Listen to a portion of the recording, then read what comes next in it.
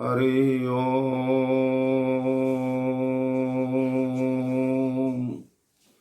श्रीमन्महागणाधिपतये नमः। श्रीराम शरणं मम। श्रीगुरवे नमः। श्रीसरस्वत्यै नमः। श्रीमातृपितृचरणकमलेभ्यो नमः। गणेश हेरम्ब गजाननेति महोदरं स्वानुभवं प्रकाशिन् वरिष्ठ सिद्धि प्रिय बुद्धिनाथ वदन्त एवं त्यजत प्रभीति।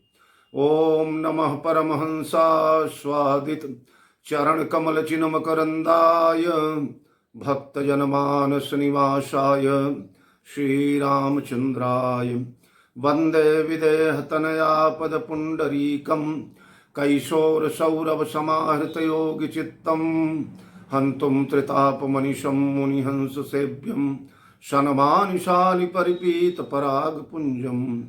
नमोस्तु रामाय सलक्ष्मणाय देव्यै च तस्यै जनकात्मजायै। नमोस्तु रुद्रेन्द्रयमानिलेभ्यो नमोस्तु चन्द्रार्कमरुद्गणेभ्यः। मनोजवं मारुततुल्यवेगं जितेन्द्रियं बुद्धिमतां वरिष्ठं वातात्मजं वानरयूथमुख्यं श्रीरामदूतं शरणं प्रपद्ये। वीणाधरे विपुलमङ्गलदानशीले भक्त्यार्तिनाशिनि शिवविरञ्चि हरीश वन्दे। कीर्तिं प्रदेखिल मनोरथ दे महारहे विद्या प्रदायिनि सरस्वती नौमि नित्यम्। श्री सीतानाथ समारंभां रामानंदार्य मध्यमाम् अस्मदाचार्य पर्यन्तां वन्दे गुरु परंपराम्। प्रभु समरथ सर्वज्ञ शिव सकल कला गुणधाम योग ज्ञान वैराग्य निधि प्रणत कल्प तरुणाम।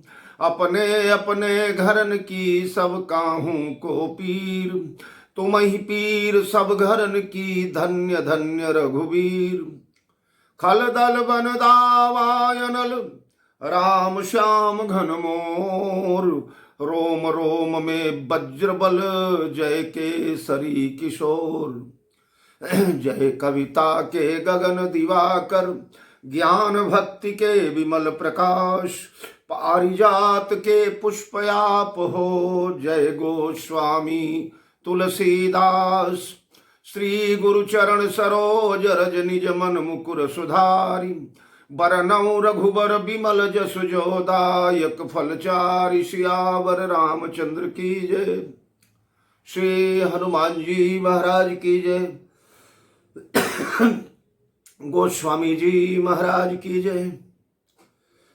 मेरे परमाराध्य अकारण करुणा वरुणालय भगवान श्री राघवेंद्र सरकार माँ मैथिली प्रभु चरित्र सुनिबे को रसिया पौरुष पराक्रम के पावन प्रयागराज श्री हनुमंतलाल जी महाराज पूज्यपाद गोस्वामी शरण। भगवत चरितामृत का रसास्वादन करके नश्वर मानव जीवन को कृतकृत्य करने वाले भ्रमर भावुक हरिपद रस रसिक परम भाग्यशाली श्रोता बंधुओं, भक्तिमयी वात्सल्यमयी अर्चनीया वंदनीया यार देवियों, प्रिय बाल गोपाल, आइए ठाकुर जी की बड़ी असीम कृपा से भैया भरतलाल के पुनीत चरित्रों का यह दूसरे सर्ग में वाचन करने का मुझे जो सौभाग्य मिला है उसके लिए ठाकुर जी के चरणों में कोटि कोटि नमन करता हुआ आप सभी श्रोताओं को, जिनके संबल के कारण हमें मनोबल प्राप्त होता है, आप सबको धन्यवाद देता हुआ आइए, जैसा कल मैंने निवेदन किया, भैया भरतलाल ने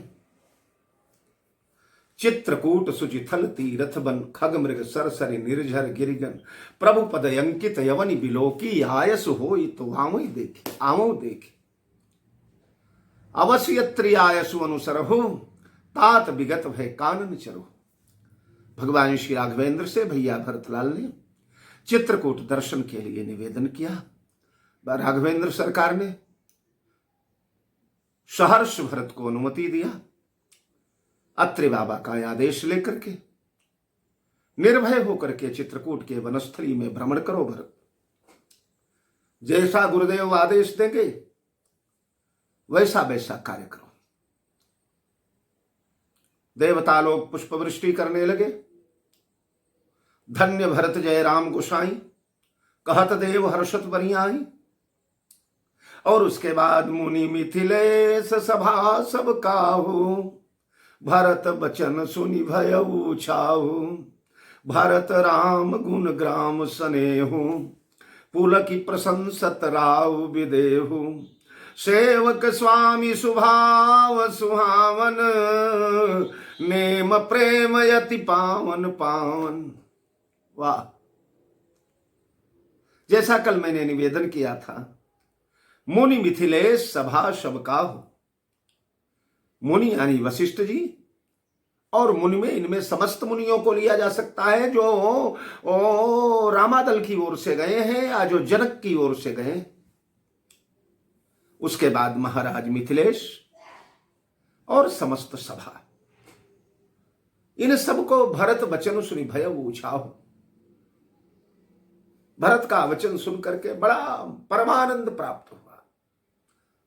आनंद के सागर में गोते खाने लगे। सब काम मनमाना हो गया, जो जैसे चाहे थे वैसा हो गया। मुनि इसलिए प्रसन्न हुए कि प्रभु अब बन जा ही रहे हैं, समस्याओं का निदान हो गया, सारा धर्म संकट टल गया है। भैया भरत अयोध्या लौटने को स्वयं स्वीकृति दे चुके हैं। कोई धर्म संकट भगवान के समक्ष नहीं रह गया। दूसरी प्रसन्नता यह है कि प्रभु जो है, भगवान श्री राम जो है, उनका भी व्रत रह गया। पिता की आज्ञा के पालन का परम धर्म जो भगवान श्री राम ने, पितु आयस सब धर्म कटीका, समस्त धर्मों का तिलक जो है पिता का आदेश पालन, भगवान श्री राघवेंद्र उसमें अब सफल होंगे, सक्षम होंगे। निर्विघ्न पिता की आज्ञा का पालन किया जाएगा श्री राम के द्वारा। बड़ी प्रसन्नता हुई। राम का भी धर्म बचा, भैया भरत भी संतुष्ट हुए। भैया भरत भी अवध चलने के लिए स्वयं बोल चुके, इसलिए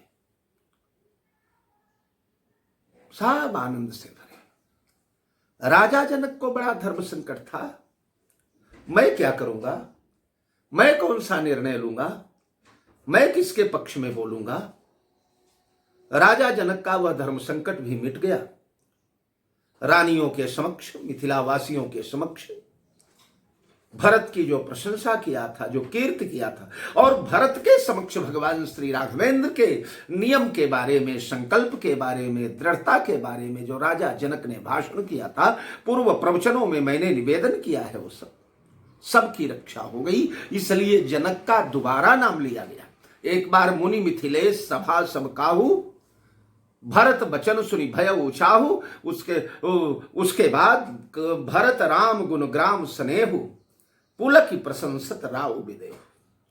भरत और राम दोनों भाइयों के प्रेम की पराकाष्ठा देख करके, दोनों भाइयों के मन की शुद्धता देख करके, एक दूसरे के प्रति दोनों भाइयों का स्नेह देख करके, समर्पण देख करके, पुलकी प्रशंसत, बार बार पुलकावली हो जाती है। यहां विदेहु शब्द दिया गया। ऊपर मिथिलेश था, यहां विदेह है। मिथिलेश पुलक करके प्रशंसा करते तो ठीक था, लेकिन ये विदेह कर रहे हैं। विदेह को पुलकावली हो रही है। जो देह भान से परे, जिसने देह के समस्त सुख दुख, लाभ हानि, गुण दोषों को जीत लिया है, जो निर्गुण निराकार अव्यक्त अनादि अगोचर का पुजारी था, उसकी दशा का वर्णन किया जा रहा है। पुलकी प्रशंसत राव विदेहु, महाराज विदेह आज सदेह हो गए, इसलिए पुलकावली हो रही है ना। देह में पुलकावली होती है, प्रशंसा कर रहे हैं। और सेवक स्वामी सुभाव सुहावन, नेम प्रेम यति पावन पावन।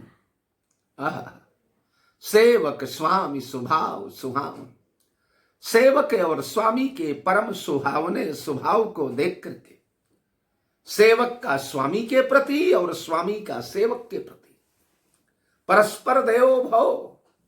अगर सेवक ने स्वामी को अपना सर्वस्व समर्पण कर दिया है, स्वामी के सुख के लिए अपने सुख दुख का भान सेवक अगर विस्मृत हो गया है, तो सेवक के लिए स्वामी भी पूर्ण रूपेण समर्पित है। प्राण के समान सेवक को सम्मान स्वामी के द्वारा मिल रहा है। इसलिए पुलकी प्रशंसत राव विदेहु, राजा विदेह सेवक और स्वामी के परस्पर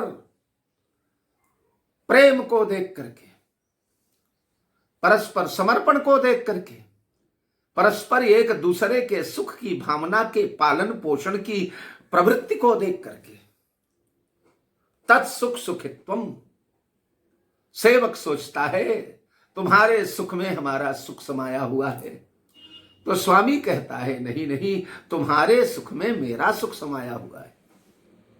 यह सुभाय सुहावन, और नेम प्रेम यति पावन पावन, दोनों का नेम प्रेम अति पावन पावन, इतना पावन है, इतना पावन है जो कि पावन को भी पावन करने की क्षमता रखता है। वो है ना पावनम पावनानाम कल्याणानाम निधानम, कलिमल मथनम पावनम पावनानाम पाथेयम यन मुक्षो सपदि परपदम प्राप्यते प्राप्तये प्रस्थितस्य विश्राम स्थानमेकम कविवरवचसाम जीवनम सज्जनानाम बीजम धर्मद्रुमस्य प्रभवतु भवताम भूतये राम नाम। तो पावनम पावनानाम, जो पावन को भी पावन करता है, जो पवित्र को भी पवित्र करता है, सेवक और स्वामियों का स्वभाव सुहावन, सुहावना स्वभाव, और उसके बाद नेम प्रेम यति पावन पावन। नेम और प्रेम दो का नाम लिया, एक नेम का और एक प्रेम का। पहले नेम और पीछे प्रेम। पहले वहां सेवक का नाम लिया गया है, पीछे स्वामी का। सेवक स्वामी सुभाए मानस के प्रेमी। ध्यान, मैंने कई बार पिछले प्रवचनों में कहा है कि जैसे मुकुट में हीरे मोती मड़े जाते हैं ना, जड़े जाते, अगर यहां से उठाकर वहां कर दिया जाए तो सब शोभा बिगड़ जाएगी। एक एक शब्द गोस्वामी जी के हीरे मोती जैसे जड़े हुए हैं। क्या बात। वहां पहले सेवक था, सेवक स्वामी सुभाव सुहावन, तो यहां पहले नेम है, पीछे स्वामी है, तो यहां पीछे प्रेम। तात्पर्य क्या हुआ? बोले सेवक का नेम और स्वामी का प्रेम। भैया भरत का नेम, हा नेम प्रेम लखि मुनि सकुचाही।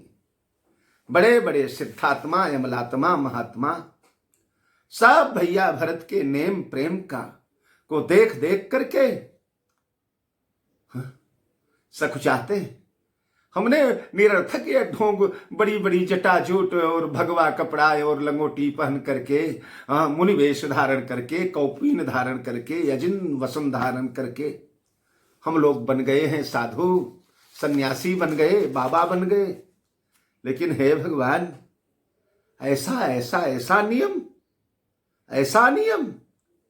ते ही पूर्व बसत भरत विनुरागा, चंचरीक जिम चंपक वागा, रमा बिलास राम अनुरागी, तजत बमन जिमि न जन बड़ भागी।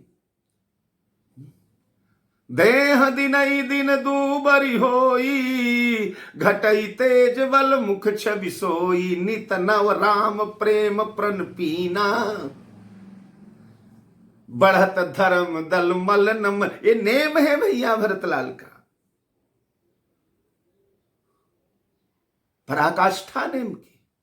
बड़े बड़े संत, बड़े बड़े ऋषि, बड़े बड़े महर्षि तरसते हैं कि हे भगवान, ये प्रवृत्ति मेरे में क्यों नहीं आई। साम दाम संयम नियम उपासा, नखत भरत ही विमल विकासा आकाशा। साम दाम संयम नियम उपासा, क्या बात है। शाम दाम संयम नियम उपवास, ये सब नक्षत्र बन करके भरत के हृदय रूपी निर्मले आकाश में चमचमा रहे हैं।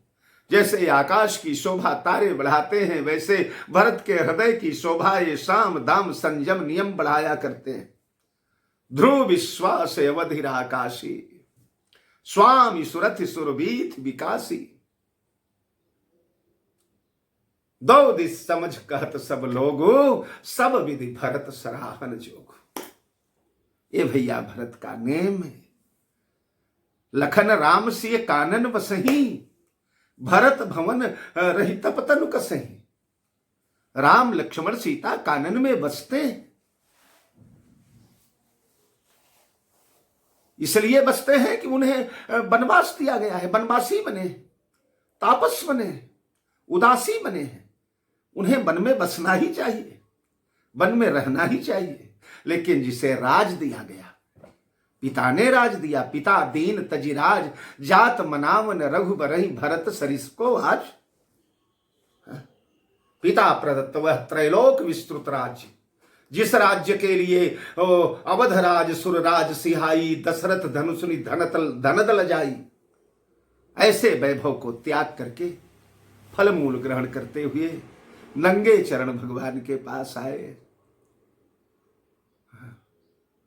भूल कर कोई श्री राम बोल देता है, सीताराम बोल देता है, राम लखन बोल देता है, दौड़ करके उससे लिपट जाते हैं।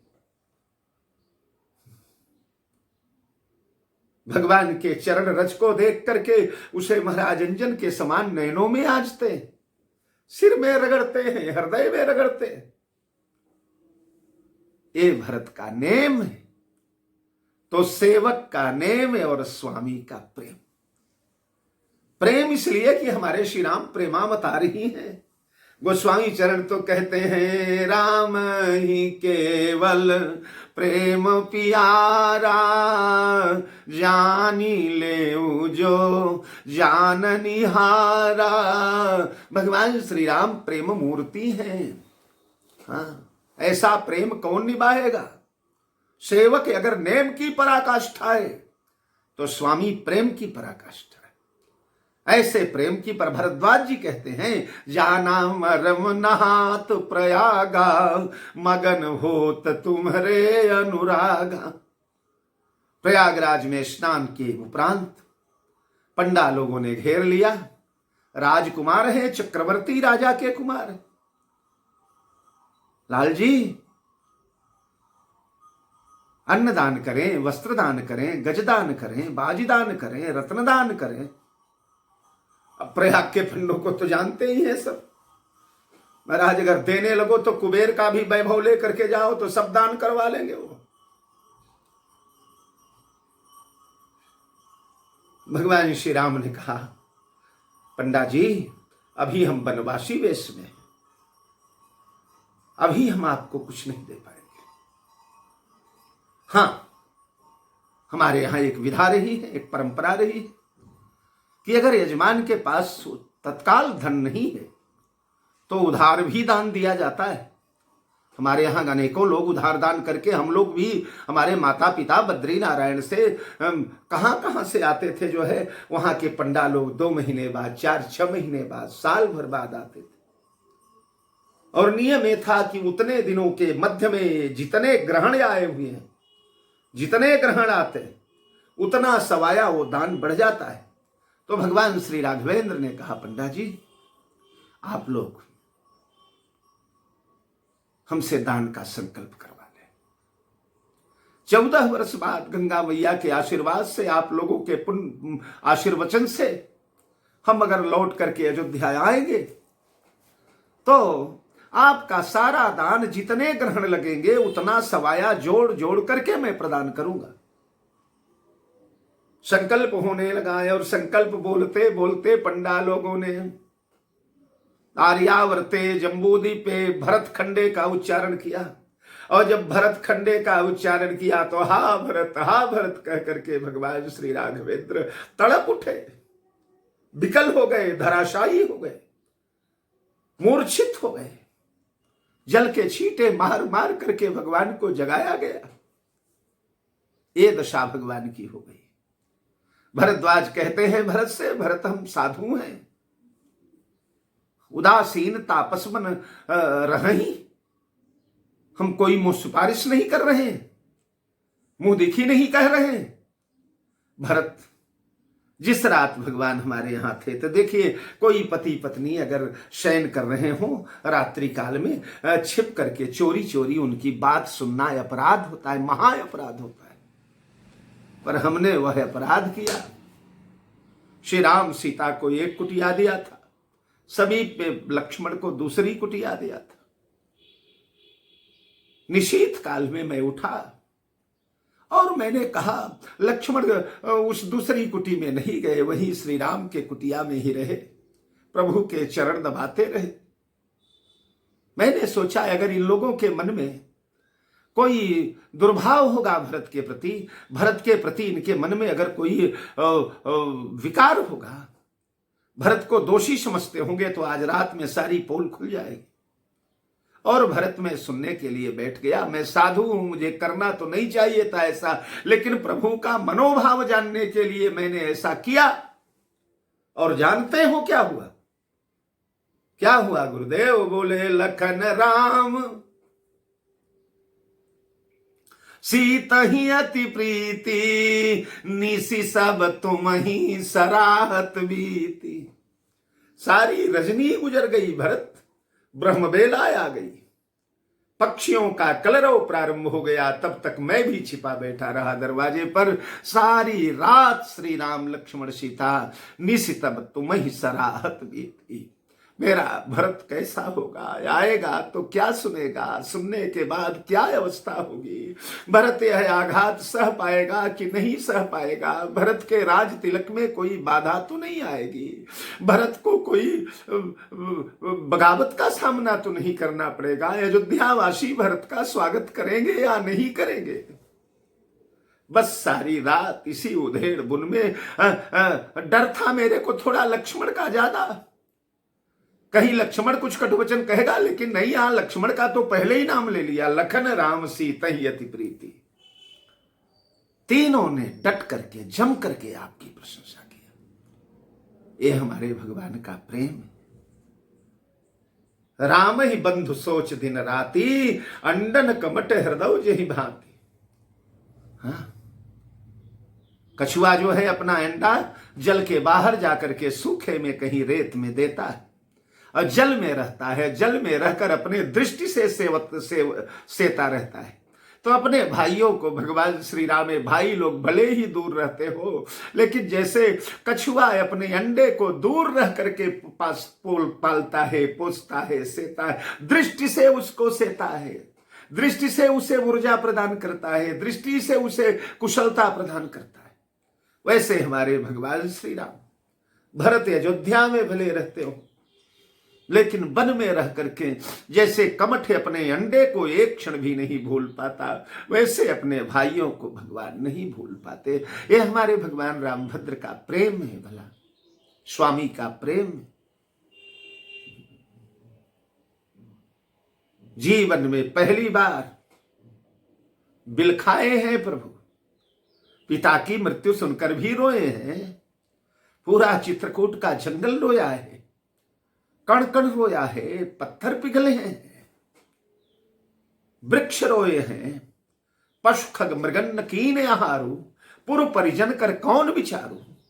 पशु पक्षियों ने अन्न जल त्याग दिया है उस दिन, अपना अपना घास का तिनका त्याग दिया है। लेकिन जिस दिन भैया भरत विदा हुए तो प्रभु सिय लखन बैठी बट छाही, प्रिय परिजन वियोग बिलखाए। भगवान बिलखते हैं, जैसे बच्चा मैया से अलग होकर के बिलखता है, ऐसे भगवान फूट फूट करके रोए। बड़े धीर धुरंधर है भगवान, लेकिन तन मन बचन उमगी अनुरागा, धीर धुरंधर धीरज त्यागा। भरत के लिए धैर्य का हिमालय फाट जाता है। ये स्वामी का प्रेम। तो सेवक स्वामी सुभाय सुहावन, नेम प्रेम यति पावन। ऐसा नेम हो, ऐसा प्रेम हो तो पावन नहीं होता, वो पावन को भी पावन करने वाला होता है। पावन पावन मति अनुसार सराहन लागे, सचिव सभासद सब अनुरागे। मंत्री, सभासद, राजा, मुनि बाबा, गुरुदेव और जो विशिष्ट जन है, जिनकी जैसी मति थी, जो जिस जिस गहराई में पहुंच पाया, जितना जितना जिसके पात्र में भरा गया भरत का नेम, राम का प्रेम, वो अपनी अपनी मति के अनुसार, अपने अपने मति अनुसार सराहन लागे। जो समुद्र में डूब सकता था, सागर के अतल गहराइयों में डूबा, नदी में डूब सकता था, नदी के गहराई में डूबा, कूप में डूब सकता था, कूप के गहराई में डूबा, सरोवर की क्षमता थी, सरोवर के गहराई में डूबा। पर इस नेम और प्रेम की गहराई में सचिव, सभासद, मिथिलेश और मुनिजन सभी डूब गए हैं। और सुनी सुनी राम भरत संवादु, दुहु समाज ही हर्ष विषादु। सुनी सुनी राम भरत संवादु, राम और भरत के पावन संवाद को देख करके, सुन करके, राम और भरत के नेम और प्रेम को देख देख कर, विचार कर करके, दोनों भाइयों का वार्तालाप सुन करके, दोनों समाज ही हर्ष विषादो, दोनों समाजों में हर्ष विषाद भर गया। दोनों समाज कौन कौन? अयोध्या समाज और मिथिला समाज। दोनों में हर्ष भी आया और विषाद भी आया। हर्ष क्या आया? धर्म संकट टला, धर्म संकट दूर हुआ। भैया भरत के लिए चिंता थी, भरत कहीं प्राण न त्याग दें, अनशन न कर दें, हठ न कर दें, पर भरत ने स्वयं भगवान श्री राम का धर्म संकट दूर कर दिया, इसलिए हर्ष हुआ। भगवान श्री राम का व्रत रक्षण हुआ, भगवान श्री राम का धर्म बचा, पिता के वचन का पालन हुआ, पितृवचनों का आदर किया गया, भगवान धर्म संकट से निकले, भगवान श्री राम का तपो तेज जगत में बढ़ेगा, दिगंत व्यापिनी कीर्ति के स्वामी राम बनेंगे, इसका हर्ष हुआ। और बिना राम के लौटना पड़ेगा, इसका विषाद हुआ। खाली हाथ लौटेंगे, अब हम बनते बनहि पठाई, प्रमुदित फिरब विवेक बड़ाई। यद्यपि राजा जनक के वचन है, लेकिन अधिकार तो सब वही लेकर के आए हैं ना। मेरा निवेदन सुन करके शायद लौटे आए, मेरा निवेदन सुन करके जे सन जन समुझी जे मोहि जन जानी, बहुरई आवई बहुरी राम रजधानी। इसलिए गुरु पितु मातु सभा समाज सकेली, सारी सभा को लेकर के भैया भरत यहाँ आए, इसीलिए कि सबका प्रभाव पड़ेगा, सब अपने अपने स्तर से निवेदन करेंगे।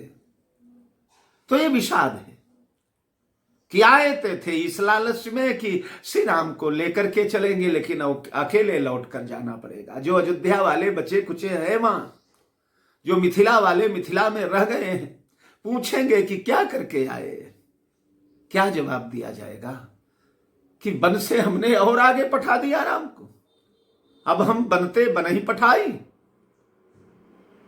ये विषाद है।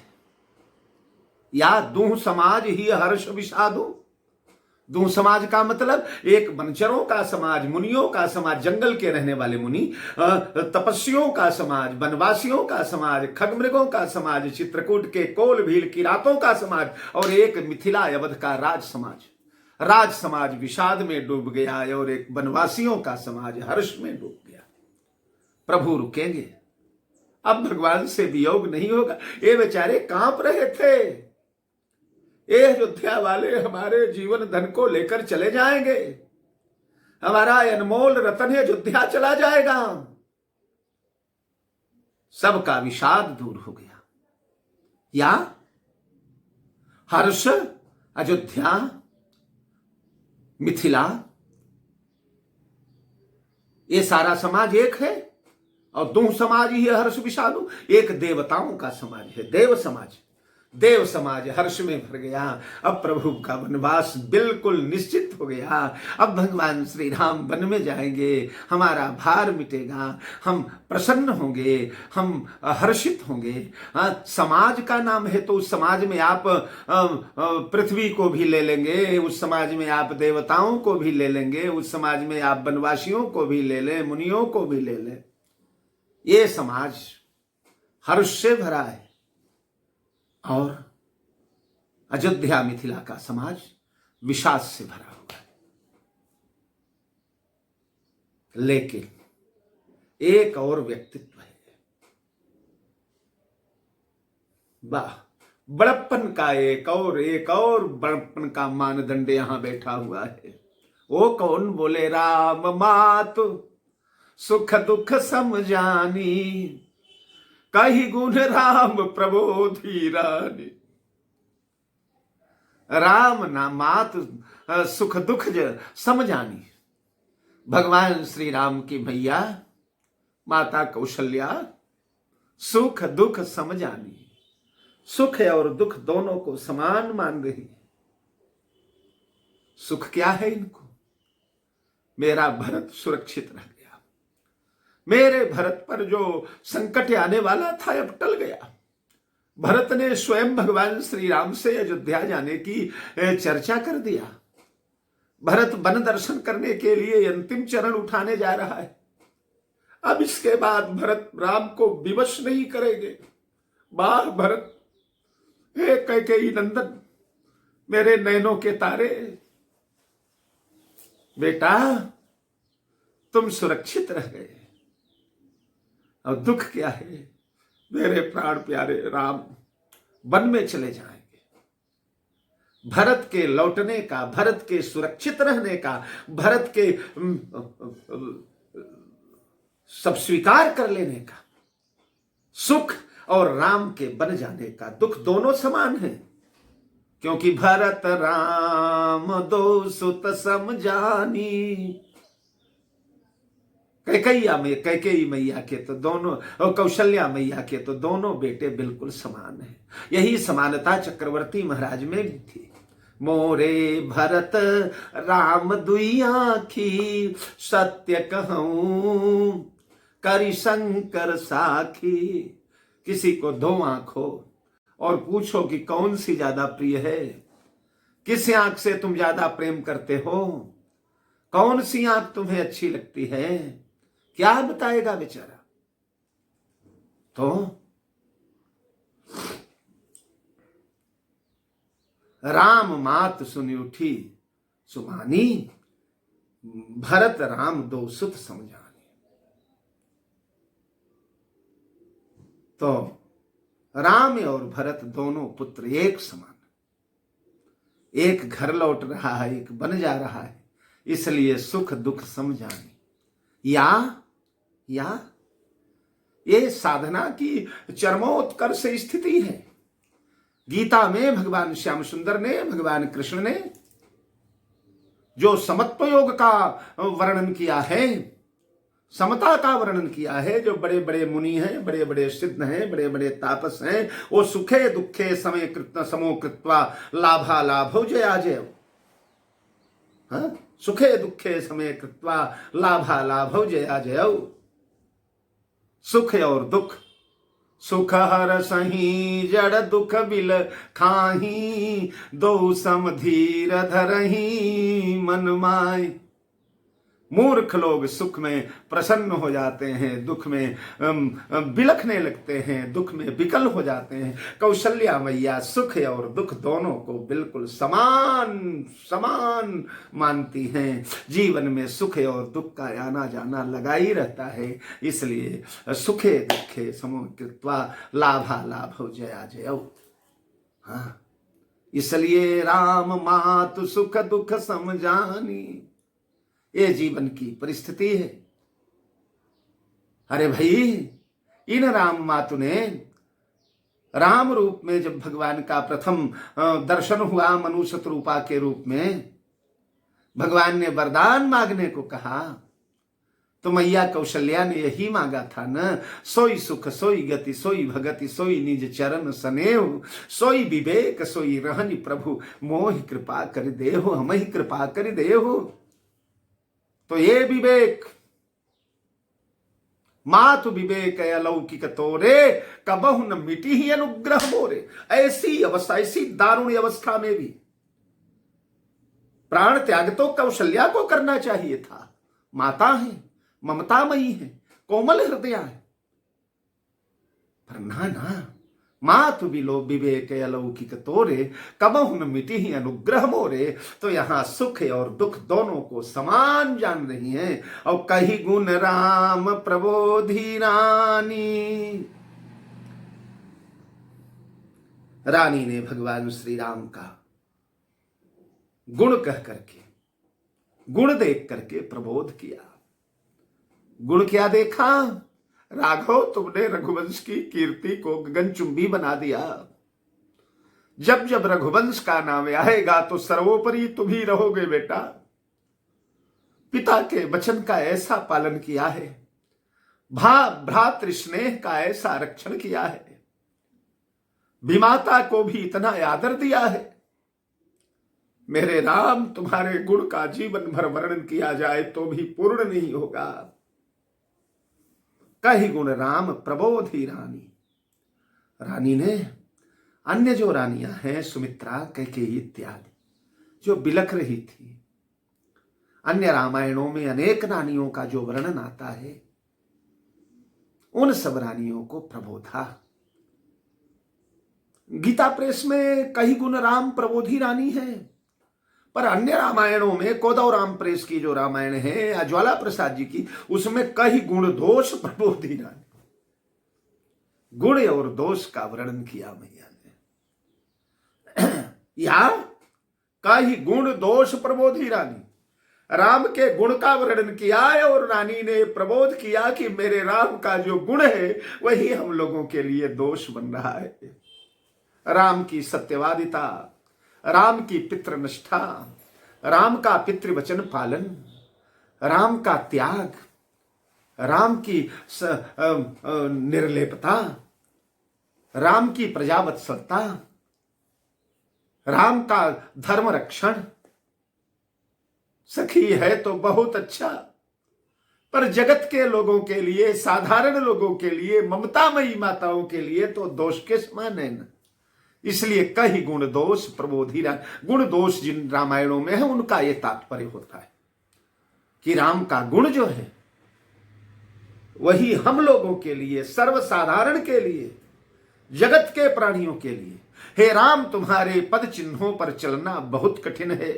मानव की क्या औकात, देव भी शर्म आते हैं। कहाँ मरुस्थल कमल पुष्प, कहाँ मरुस्थल सुमन कमल के खिल पाते हैं। मरुस्थल में कमल कहाँ खिला करता है। राम के पद चिन्हों पर चलने पर मानव की क्या औकात, मनुष्य की क्या क्षमता है। देव भी शर्माते, देवता भी शर्मिंदा हो जाते। तो यह गुण जो राम का है यही हम लोगों के लिए दोष हो गया। हम लोगों को इसीलिए खाली हाथ लौटना पड़ेगा। पर गीता प्रेस में और कई प्रेसों में कही गुण राम प्रबोधि रानी, रानियों को राम के गुण का वर्णन करके, राम सत्यव्रत धर्मरत, सत्यव्रत है राम, धर्मरत है राम, प्रजापालक हैं, भूपालक हैं, देवताओं के रक्षक हैं, पृथ्वी के रक्षक हैं, परम स्वतंत्र हैं, समर्थ हैं, समर्थ शरणागत हितकारी। राम के शरण में सब आ गए थे। सुरमुनि गंधर्वा मिलकर शर्वा गए, बिरंज के लोका संग गोतन उधारी, भूमि विचारी परम विकल भय शोका। ये सब शरणागत होकर के जय जय सुरनायक जन सुखदायक प्रणत पाल भगवंता, उन शरणागतों को राम प्राण के समान रखता है, प्राण के समान मानता है। राम का गुण है रामो धीर्नाभिभाषते। एक बार माता पिता के समान 14 वर्ष के वनवास का वचन बोल करके राम निकले हैं, तो राम लौटेंगे नहीं सखी। हमें समझौता करना पड़ेगा। कही गुण राम प्रबोधि रानी, या ये रानियों, ये सखी, ये बहन, मेरे राम का यह गुण उसकी कीर्ति बढ़ाएगा। मैया सुनैना ने कहा था ना, हाँ, सुख बसिहई अपने अपने थल, यह सब जाग बलिक कही राखा, दे बिन होई मुधा मुनि भाखा। तो ये राम का गुण है। कही गुण राम प्रबोधि रानी, एक कहीं रघुबीर बड़ाई, एक सराहत भरत भलाई। एक भगवान श्री राम के त्याग का, भगवान श्री राम के समदर्शित्व का, भगवान श्री राम के स्नेह का, भगवान श्री राम के पृथ्वी पालकता का, भगवान श्री राम के इस समर्पण का एक प्रशंसा करते हैं। तो एक भैया भरत के नेम का, भरत के राम के चरणों के अनुराग का, भरत के भायब का, भरत के भरोस का, भरत की भलाई का एक वर्णन करते हैं। यहां से ये प्रसंग समाप्त हुआ। देखिए प्रसंग अब वहां का प्रारंभ होता है। जब राम जी ने कहा अवश्य यत्रियाय सिरधर हो तात विगत भय कानन चरहूं, तब भरत जी ने मुनि सुनी प्रभु बचन, भरत सुख पावा, मुनि पद कमल हरसि सिर नावा। अत्रि के चरणों में प्रणाम किया था। बस वहीं से प्रसंग जो है परिवर्तित हो गया था। यहाँ पूरा एक दोहा के अंतर्गत जो चौपाइयां हैं, वहां तक दूसरा प्रसंग रहा। मिथिला वालों का, अयोध्या वालों का, रानियों का, दोनों समाज का, भरत राम के नेम प्रेम का, गुण का। अब पुनः वहीं पर प्रसंग आ गया। मुनिपद कमल मुदित सिर नावा, यत्रि कहे तब भरत सन, शैल समीप सुकूप, राखिय तीरथ तोयत पावन अमल अनूप, राखिय तीरथ तोयत पावन अमी अनूप। अत्रि कहे तब भरत सन, तब यत्रि जी ने कहा भरत, शैल समीप सुकूप, पर्वत के पास ही बड़ा सुंदर कूप है, सुंदर कुआं है। राखिय तीरथ तोयत, तीर्थ का जल वहां पर रखा जाए। भगवान ने कहा था ऋषि नायक जहां आयसु देहि, राखेव तीरथ जल थलते ही। जहां पर गुरुदेव कहे वहां पर तीर्थ का जल रख देना। भरत का वही निवेदन था। मुनि अनुशासन पाए आए आने सब तीर्थ सलिल, कह का हर जाए। तो उस तीर्थ सलिल के लिए स्थान सुनिश्चित हो गया। पर्वत के समीप एक बड़ा सुंदर कूप है, बड़ा सुंदर कुआं है। वहीं पर चल करके तीर्थ का जल डाल दिया जाए। राखिय तीर्थ तोय तह पावन, तीर्थ का तोय पावन होता है, तीर्थ का जल परम पावन होता है। अमी अनूप, वहीं पर ये तीर्थ का जल पावन भी है, अनुपम भी है। तीर्थ जल से अन्य जलों की तुलना नहीं हो सकती, अन्य जलों की उपमा नहीं होती। और अमी अमृत जैसा होता है। तीर्थ जल अमृत, हमारे यहां गंगा जल को अमृत जल कहा जाता है। तो यह अमृत सरीखा परम पावन तीर्थ जल उसी कूप में रख दिया जाए।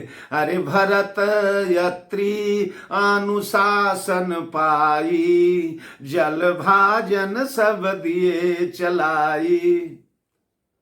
जल के जितने पात्र थे, कहार लोग कंधे पर रख करके, या बैलगाड़ियों पर रखा करके, या घोड़े ऊंटों पर लाद करके, वो सारे पात्र जो हैं वो चला दिए गए, लेकर के चले कुएं की ओर। पात्र आगे आगे चले हैं, क्योंकि तीर्थ का जल है, उसकी महिमा है, उसका सम्मान है, उसका समादर है। पूज्य को, वंदनीय को, अभिनंदनीय को, पवित्र को आगे रखना चाहिए। तो आगे आगे तीर्थ जल चले, यानी तीर्थ आगे आगे चले और तीर्थ यात्री पीछे पीछे। सानुज आप अत्रि मुनि साधु, अरे सहित गए जह कूप अगाधु। सानुज आप, सानुज यानी शत्रुघ्न के साथ भैया भरत, अत्रि मुनि साधु महात्मा अत्रि और अनेक संत, अनेक साधु लोग सहित गए जह कूप अगाधु, उस अगाध कूप के पास गए। वाह, अगाध है, और छोर यार पार नहीं। पावन पाथ पुण्य थल राखा, प्रमुदित प्रेम यत्रियस भाखा। उस पवित्र जल को पावन पाथ पुण्य थल, उस पवित्र स्थल पर रख दिया गया। और अत्रि बाबा बोलने लगे, तात अनादि सिद्धि थलेहु, लोप्यउ काल विदित नहीं केहु। ए भैया, ए भरत, तात अनादि सिद्धि थलेहु, ये स्थल अनादि है। अनादि यानी जिसका आदि नहीं है। यह सिद्ध थल है, यहां सिद्धियां प्राप्त होती। जैसे नैमिषारण्य के बारे में कहा गया कि तीरथ बर नैमिष विख्याता, अति पुनीत साधक सिद्धिदाता। सिद्धिदात्रा, सिद्धिदायक तीर्थ है नैमिषारण्य। कई तीर्थ ऐसे हैं जहां सिद्धियां, नर्मदा का किनारा, रेवा तीरे तपकुरिया, नर्मदा का किनारा सिद्धिदायक है।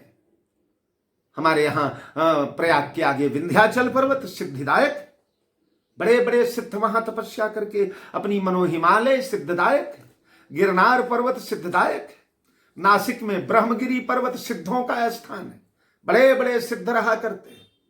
उसी प्रकार चित्रकूट, कई कई दिव्य आत्माएं आज भी विराजमान हैं, हजारों वर्ष की।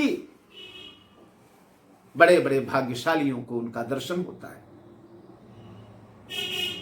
महाराज बद्री नारायण में भगवान बद्री विशाल के दरबार में 4 बार भागवत करने का सौभाग्य इस शरीर को प्राप्त हुआ। तो वहां कुछ महात्मा हमारे यहां लक्ष्मी वन से भागवत सुनने आते थे। लक्ष्मी वन। तो एक दिन मैंने उन संतों को फलाहार के लिए रोका और मैंने कहा, महाराज जी ये बतावें लक्ष्मी वन कैसा है? तो बोले, महाराज जी ये जो भीमशिला है, व्यास कुटी के आगे भीमशिला, भीमशिला से 18 किलोमीटर दूर लक्ष्मी वन पड़ता है। वहीं पर पांडवों की मुक्ति हुई थी। महाराजा युधिष्ठिर वहीं से स्वर्गारोहण किए थे। तो महात्मा बताने लगे कि महाराज रात्रि काल में आज भी वहां घुंघरुओं की बड़ी दिव्य आवाज आती है, बड़ा दिव्य प्रकाश आता है, स्वर्ग की अप्सराएं आती हैं, नृत्य करती हैं। उनके नृत्य की ध्वनि हम लोग सुना करते हैं। बड़े बड़े सिद्ध टहलते हैं रात्रि काल में, उनकी परछाइयां हम लोग देखते हैं। तो कई स्थल सिद्ध होते हैं। तो ये भरतकूप नाम का स्थान जो है ये सिद्ध है और अनादि है। अनादि का मतलब इसका आदि नहीं है। कहने का तात्पर्य जब जब रामावतार होता है तब तक भगवान के अभिषेक का जल इसी में डाला जाता है। देखिए यह रामावतार, वर्तमान रामावतार, ये रामावतार 24वें त्रेता में हुआ था। इस कल्प का जो 24वां त्रेता है उसमें हुआ था। और हम लोग 28वें में चल रहे हैं। 28वां कलयुग है, 28वां त्रेता बीता हमारे इस चतुर्युगी का। तो 24वीं चतुर्युगी जब आई थी इस कल्प की, उसमें रामावतार हुआ था। भला इस चतुर्युगी का रामावतार नहीं है? ऐसे ही हर कल्प में यथा यथा समय, किसी में 24वीं में, किसी में 28वीं में 1000 ऐसे चतुर्युगियां बीतती हैं, तब एक कल्प होता है। तो जब जब रामावतार होता है और भगवान श्री राम के अभिषेक का जल आता है, जब जब तब तब इसी में डाला जाता है। इसलिए तात अनादि सिद्धि थले भू, अरे लोपेउ काल विदित नहीं के भू। काल क्रम से यह लोप विलुप्त जैसा हो गया। कुआं तो अभी भी है, उसका निशान अभी भी है, पर बड़े बड़े झाड़ झंखाड़, बट इत्यादि के वृक्ष, पीपल इत्यादि के वृक्ष दीवारों में जो निकल जाते हैं, उनके डालियों से, शाखाओं से, पत्तों से ढका हुआ है। काल ने चूंकि अनादि है, इसलिए ये थोड़ा सा लुप्त जैसा हो गया है। तब सेवकन सुरस थल देखा, कीन सुजल हित कूप विशेखा। तब सेवकों ने वह तीर्थ जल डालने के लिए सुंदर विशेष कूप का निर्माण किया। तो यहां पूर्वापर संबंध से विरोध दिखता है। पहले आप कहेंगे, पढ़ेंगे कि यत्रि कहु तब भरत सन शैल समीप सुकूप। शैल के समीप में सुकूप, सुंदर कूप है। कूप का अस्तित्व बताया है। फिर आगे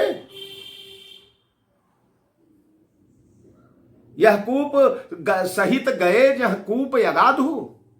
अगाध कूप यानी उसकी गहराई नहीं मिटी है,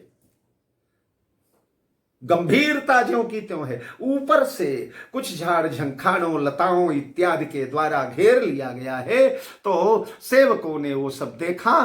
तो तब सेवकन सुरस थल देखा, कीन सुजल हित कूप विशेखा। उस कूप के ऊपर के जो सब पर्दे थे, जो आवरण ऊपर से लग गया था, वो सब हटा दिया। जो पत्ते वत्ते जल में पड़ करके चारों तरफ से घेर लिए थे, उन्हें हटाया गया, छाना गया। उसको एक बढ़िया दिव्य प्रदान की गई। और उसके बाद विधि बस भयऊ विश्व उपकारु, सुगम यगम अति धर्म विचारु।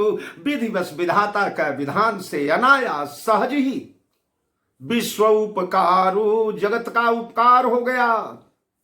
क्या उपकार हो गया? सुगम यगम अति धर्म विचारु। जो अगम था वो सुगम हो गया, अगमता सुगमता को सुलभ हो गई। अगम क्या था? एक स्थान पर इतने तीर्थों का जल ले आकर के। भारतवर्ष में जितने तीर्थ हैं, जितनी पवित्र नदियां हैं, सप्त सिंधु हैं, दिव्य सरोवर हैं, दिव्य कूप हैं, दिव्य नद हैं, नदियां हैं, सबका जल मंगाया गया था। इतने तीर्थों का जल एक जगह पर मंगाना ये अगम है साधारण व्यक्ति के लिए, पर वह अगमता सुगम हो गई। लाया गया था दूसरे काम के लिए, लेकिन विधिवश भयऊ विश्व उपकारु। विधि का विधान, चित्रकूट का सौभाग्य, जगत का उपकार हो गया।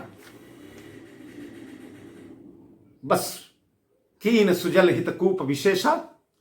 विशेष कूप का निर्माण होते ही उसमें दिव्य जल को मंत्रों से अभिषिक्त करके डाल दिया गया।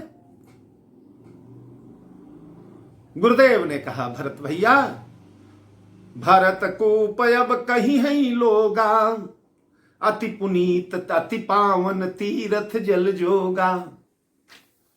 आज के बाद ये भरत कूप नाम से जाना जाएगा। नामकरण हुआ कूप का, भरत कूप कही है ये लोगा, इसे भरत कूप कहा जाएगा। अति पावन तीर्थ जल जोगा, अति पावन तीर्थ जल जोगा। वैसे तो चित्रकूट ही अति पावन तीर्थ है, हाँ?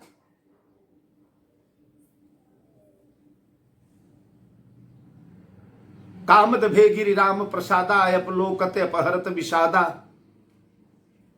अमर नाग किन्नर दिशपाला, चित्रकूट आए तेहि काला। समस्त 33 कोट देवता जहां आते जाते रहे हों, जहां सारे ऋषि मुनि संत महात्मा राम का आगमन सुन करके आया करके झुंड के झुंड डेरा बना लिए। वो तीर्थ अति पावन तो हो ही गया, पर उसमें परम पावन अनंत अनंत तीर्थों का जल जब डाला गया तो वाह वाह, और पवित्र से जल के संजोग से जल जोगा, यहां योग माने संजोग, तो अनंत तीर्थों के जल के संजोग से यह तीर्थ अति पावन। वैसे पहले से ही यह तात अनादि सिद्धि थलेहु सिद्धि स्थल है, पर उसमें भी सोने में सोना तो पहले ही था, सुगंध आ गई, दुग्ध तो पहले ही था, उसमें शर्करा का योग हो गया। इसलिए अब भरत कूप अब कहीं है लोगा, अति पावन तीर्थ जल जोगा, प्रेम समेत निमाजत प्राणी होई है विमल करम मन वन। जो प्रेम के साथ इसमें निमज्जन करेगा, ये देखिए तीर्थ में जाने का एक बहुत बड़ा ये तरीका है। तीर्थ का प्रेम के साथ सेवन करना चाहिए, आदर के साथ सेवन करना चाहिए। हमारे भगवान श्री राम जब गंगा के किनारे पहुंचते हैं, त्रिवेणी घाट पर पहुंचते हैं, तो उस समय राम के उद्गार आप पढ़ेंगे तो देख लेंगे। या भरत जब पहुंचते हैं तो तीर्थ में जाइए तो प्रेम के साथ तीर्थ का सेवन करना चाहिए।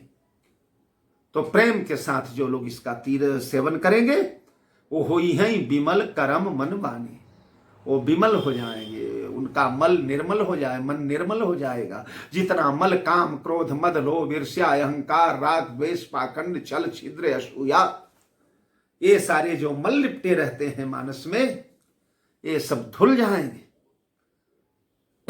और करम मन वाणी, कर्म वाणी, मन यानी मन वचन और कर्म तीनों निर्मल हो जाएंगे। ये भरतकूप का। अन्य तीर्थ में नहाने से तन के मल धुल जाते हैं, तन का मल धोया करो कितना, मन का मल तो धुलता है। पर ये ऐसा तीर्थ है कि यहां तन मन वचन सब शुद्ध हो जाएंगे।